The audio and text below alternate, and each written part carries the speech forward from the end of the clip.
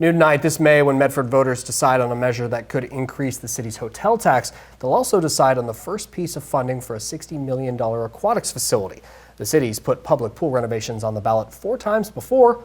All were rejected. City staffers say if voters don't approve the changes this time around, Medford's last public pool, Jackson Pool, is just one problem away from shutting down permanently. NBC5's Jennifer Elliott brings us more in our final part of our series on the Medford Sports and Events Center. The City of Medford is growing, becoming a bustling community with 81,000 people and one public pool to serve them all. We're a town of nearly 81,000 people with one seasonal and failing recreational pool, and we need to have the ability to teach kids how to swim and have a place for families to recreate. Jackson Pool in West Medford was built in the 60s. They're soaking hundreds of thousands of dollars into it every year just to keep it patchwork, duct tape, and bubble gum. City officials say it's falling apart.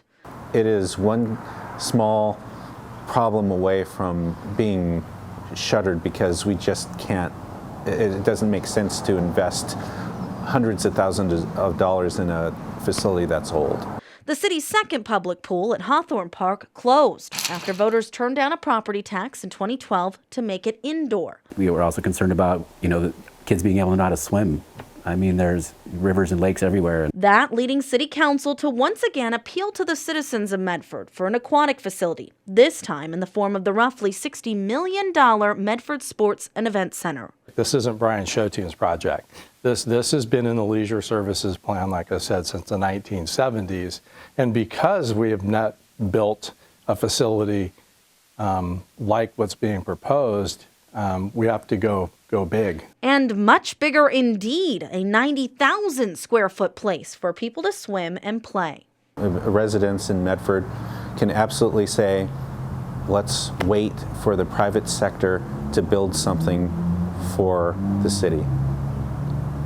Been waiting for decades for that to happen. How much longer should we wait?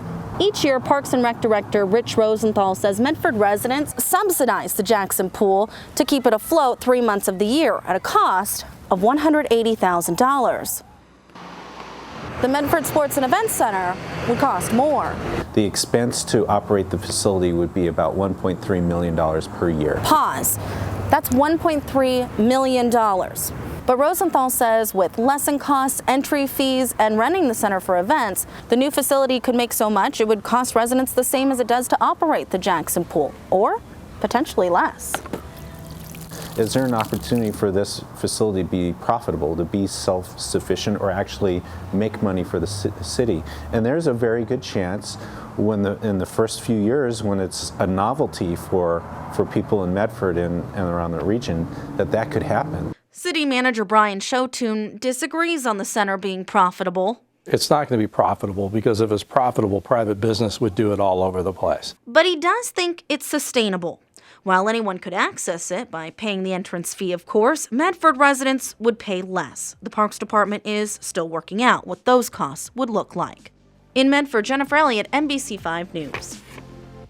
Should the hotel-motel tax measure pass this May, councilors will discuss the 3 other funding pieces during council meetings in the months to follow. Residents will have an opportunity to weigh in on increasing the park's utility fee, changing the car rental tax, and renewing the U.S. cellular bond during public comment periods.